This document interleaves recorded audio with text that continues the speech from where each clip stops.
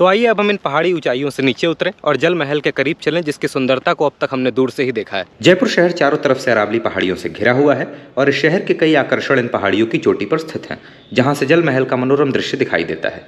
चलिए आपको अलग अलग जगहों से जल महल का नज़ारा दिखाते हैं। सबसे पहले ये है जल महल का सुंदर दृश्य गढ़गणेश मंदिर की चोटी से, और कुछ ऐसा दिखता है ये महल नाहरगढ़ जयगढ़ किले की ओर जाने वाले पहाड़ी रास्तों से। आखिर में इस महल और उसके आसपास के शहर का अलौकिक दृश्य जो दिखता है नाहरगढ़ किले की छत से और जयगढ़ किले के दिया बुर्ज से। जयपुर में सुरम्य मानसागर झील के बीच में स्थित जल महल एक शानदार संरचना है जो झील की सतह पर तैरती हुई प्रतीत होती है। यह वास्तुशिल्प चमत्कार राजपूत काल के इंजीनियरिंग कौशल का प्रतीक है। यह महल, जिसे जयपुर के महाराजाओं के शिकारगाह के रूप में बनाया गया था, अब शहर के प्रमुख पर्यटक आकर्षणों में से एक बन गया है। सरकार ने जल महल के सामने एक सुंदर पैदल पथ विकसित किया है, जिससे लोग इसकी खूबसूरती का भरपूर आनंद ले सकें। सुबह शाम आपको यहाँ बहुत से स्थानीय लोग सैर सपाटा और व्यायाम करते मिल जाएंगे। अगर आप जयपुर में स्टे कर रहे हैं और अपने दिन की शुरुआत एक जादुई सनराइज देखते हुए करना चाहते हैं, तो सुबह जल्दी यहाँ आना ना भूलें। जल महल की पृष्ठभूमि में दूर तक फैली अरावली पहाड़ियों के पीछे से सूर्य उदय होता है और अपनी किरणों से महल पर सुनहरी चमक बिखेरता है, जिससे आपको मिलता है सदियों तक याद रहने वाला एक पिक्चर परफेक्ट मोमेंट। सनराइज के साथ ही यहाँ काफ़ी सारे स्ट्रीट वेंडर्स आ जाते हैं, जो आमतौर पर लोगों के लिए चाय और झील में रहने वाली बतखों और मछलियों को खिलाने के लिए चारा बेचते हैं। यहाँ पास ही बिल्लियों का एक परिवार रहता है, जिनके लिए लोकल्स नियम से दूध लाते हैं। मैंने भी अपने लिए एक चाय मंगवाई और शूट पे लग गया। सुबह की ठंडी हवा और गर्म चाय के साथ जल महल को देखते हुए दोस्तों के साथ हंसी मजाक करना ही आपके ट्रिप का सबसे मेमोरेबल एक्सपीरियंस होगा। जल महल इतना खूबसूरत और सीनिक है कि आपको यहाँ बहुत से कपल्स अपना प्री वेडिंग फोटोशूट करवाते हुए मिल जाएंगे। इसे किसने या कब बनवाया, इस बारे में कोई लिखित इतिहास मौजूद नहीं है। हालांकि यह लोकप्रिय माना जाता है कि महाराजा प्रताप सिंह ने सन 1799 में अपनी बतख शूटिंग यात्राओं के दौरान शिकार लॉज के रूप में काम करने के लिए जल महल का निर्माण करवाया था।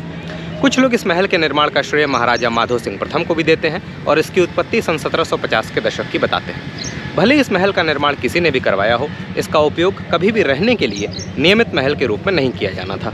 बाद में इस महल का जीर्णोद्धार 18वीं शताब्दी में आमेर के महाराजा सवाई जयसिंह द्वितीय द्वारा किया गया था। पिछले कुछ वर्षों में झील के पानी के आंशिक रिसाव और जल भराव की समस्याओं के कारण संरचना में गिरावट आई। कई वर्षों की उपेक्षा और गिरावट के बाद महल को उसके पूर्व गौरव में बहाल करने के लिए 21वीं सदी के शुरुआती भाग में नवीनीकरण का कार्य किया गया है। हालांकि महल और उसकी कई विशेषताओं को बहाल कर दिया गया है, लेकिन इसके मूल छत उद्यान को बचाया नहीं जा सका। जयपुर के प्रसिद्ध आमेर महल की छत पर बने बगीचे की तर्ज पर यहाँ एक नया टेरेस गार्डन बनाने की योजना चल रही है। जल महल जिस मानसागर झील के बीच में स्थित है, उसकी अधिकतम गहराई 15 फीट और न्यूनतम गहराई 5 फीट है। यह राजपूती वास्तुकला शैली से निर्मित 5 मंजिला संरचना है, जिसकी 4 मंजिलें पानी के नीचे रहती हैं और सिर्फ शीर्ष मंजिलें दिखाई पड़ती है, जिससे आपको यह आभास होता है कि महल पानी की सतह पर तैर रहा है। जल महल का निर्माण लाल बलुआ पत्थर से किया गया है। अष्टकोणीय आकार में डिजाइन की गई 4 विस्तृत छतरियां महल के चारों कोनों को सुशोभित करती हैं। इसके अलावा महल के छत पर एक विशाल बंगाल शैली की आयताकार छतरी भी मौजूद है। अपने उत्कर्ष के दिनों में जल महल के छत उद्यान को मेहरबदार मार्गों से सजाया गया था। वर्तमान समय में जल महल जयपुर के प्रमुख पर्यटक आकर्षणों में से एक है। हरी भरी अरावली पहाड़ियों की पृष्ठभूमि में महल का आकर्षक दृश्य संजोने लायक है। इस बात में कोई आश्चर्य नहीं कि जयपुर का जल महल भारत की सबसे अधिक फोटो चित्रित संरचनाओं में से एक है। यह पक्षी प्रेमियों के लिए भी एक आनंददायक स्थान है, क्योंकि झील के पानी में स्थानीय और प्रवासी पक्षियों की कई प्रजातियां आती हैं। चूँकि महल झील के पानी में डूबा हुआ है, इसलिए नाव की सवारी ही उस तक पहुँचने का एकमात्र रास्ता है। महल को भारत सरकार द्वारा संरक्षित संपत्ति घोषित किया गया है, इसलिए नाव की सवारी और महल परिसर में प्रवेश फिलहाल प्रतिबंधित है।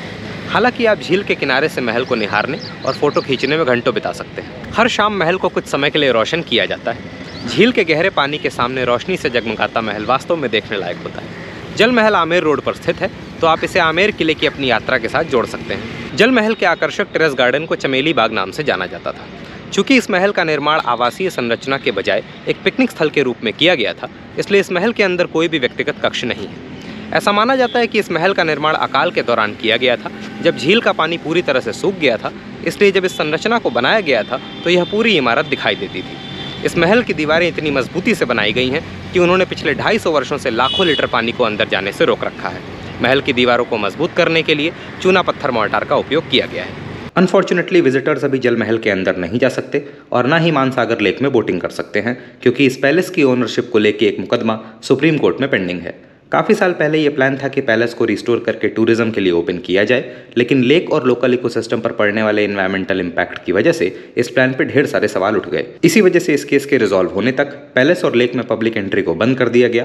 हम बस ये उम्मीद कर सकते हैं कि किसी दिन ये केस क्लोज हो और हमें जल महल को अंदर से एक्सपीरियंस करने का मौका मिले। तब तक के लिए दूर से इसकी खूबसूरती को देखना ही काफ़ी है। जल महल के एपिसोड में बस इतना ही। नमस्कार, अलविदा, जय हिंद। सिटी पैलेस की मूल संरचना महाराजा सवाई जयसिंह द्वितीय द्वारा बनवाई गई, जिसकी शुरुआत हुई बाहरी दीवारों से। तब से दशकों में अन्य इमारतों और आंगनों को परिसर से जोड़ा गया, इसलिए महल के अंदर की सभी संरचनाओं पर एक अलग टाइम स्टैम्प अंकित है। यह महल महाराजा के निवास सिंहासन के रूप में कार्य करता था और उन्होंने 17वीं शताब्दी में इसका निर्माण शुरू किया, क्योंकि वे राज्य की राजधानी को आमेर से जयपुर स्थानांतरित करना चाहते थे।